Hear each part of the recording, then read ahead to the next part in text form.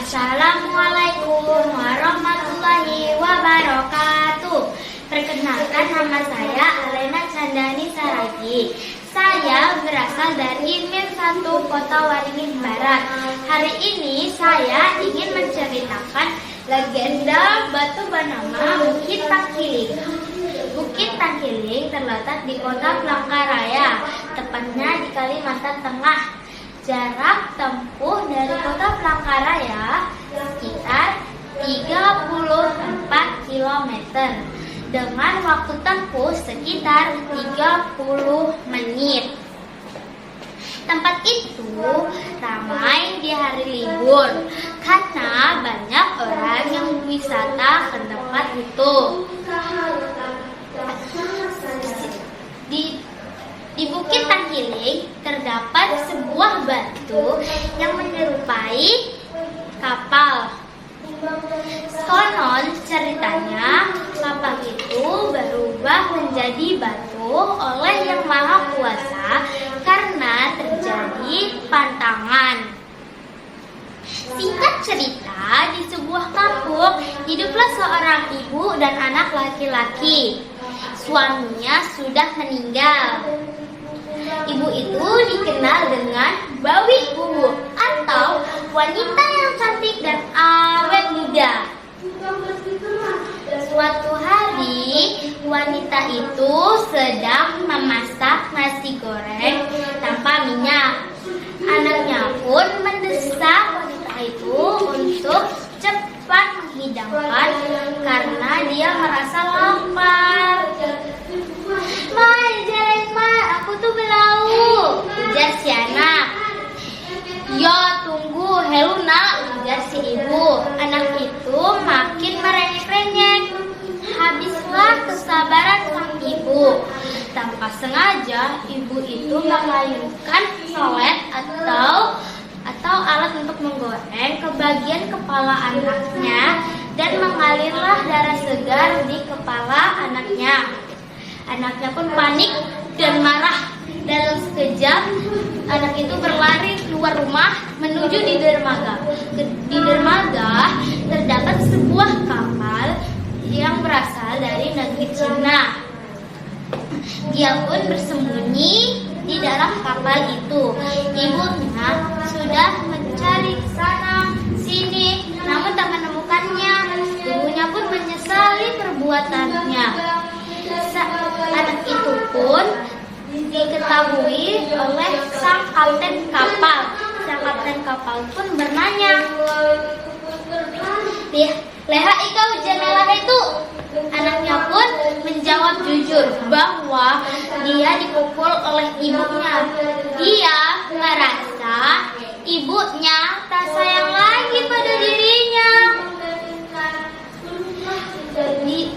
Sang kapten kapal pun mengizinkan anak itu untuk mengikuti pelayaran. Karena sikapnya yang baik, dia diizinkan untuk bekerja di kapal itu. Beberapa tahun kemudian, anak itu pun tumbuh menjadi remaja yang tampan. Karena sang saudagar tidak mempunyai keturunan, ia pun diangkat menjadi anak angkat dan diberi nama Kilin. Beberapa tahun kemudian, sang saudagar dan istrinya pun wafat. Kilin pun berniat untuk berlayar dan berdagang kembali. Dia pun menghubungi sang kapten yang dulu pernah menyelamatkan hidupnya. Sang kapten pun menerima dengan sukacita ide sang Kilin. Mereka berdua pun menyiapkan pelayarannya. Saat hari yang tepat, mereka pun berlayar dari negeri satu ke negeri satu, dari pulau satu ke pulau satu. Sampailah mereka di kampung halamannya Kilin. Kilin pun melihat seorang gadis yang cantik. Dia pun jatuh cinta. Kilin bermaksud untuk melamar dirinya. Wanita itu memberitahu bahwa dia bukanlah gadis dan dia sudah pernah menikah. Tapi Kilin tetap melamar wanita itu. Mereka berdua pun menikah. Kapal si Kilin diberi nama Banama oleh masyarakat Dayak. Mereka berdua, Kilin pun membawa wanita itu ke kapal miliknya. Lalu di kapal Kilin mereka berdua berkasih sayang. Kilin pun merebahkan kepalanya di pangkuan sang wanita itu.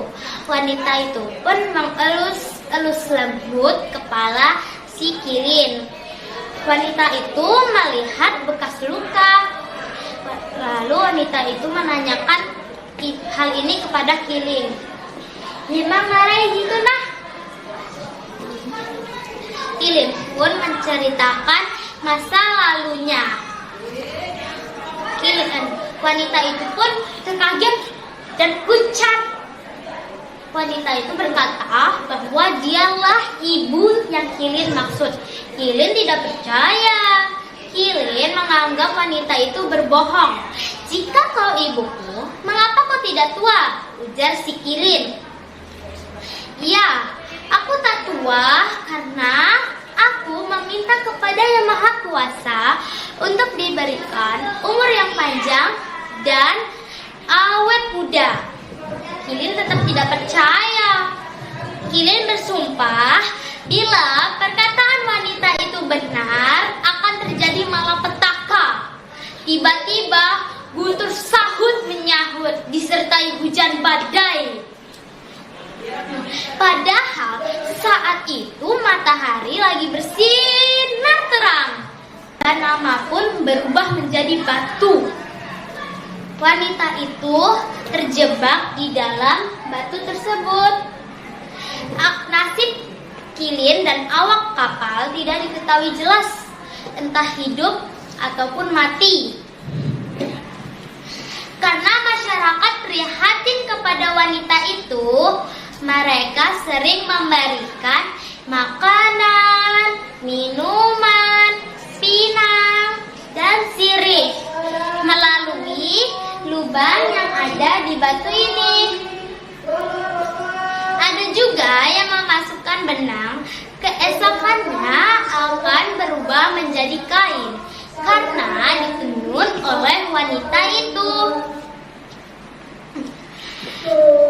Cerita itu pun sudah tersebar luas sampai terdengar oleh seorang lelaki.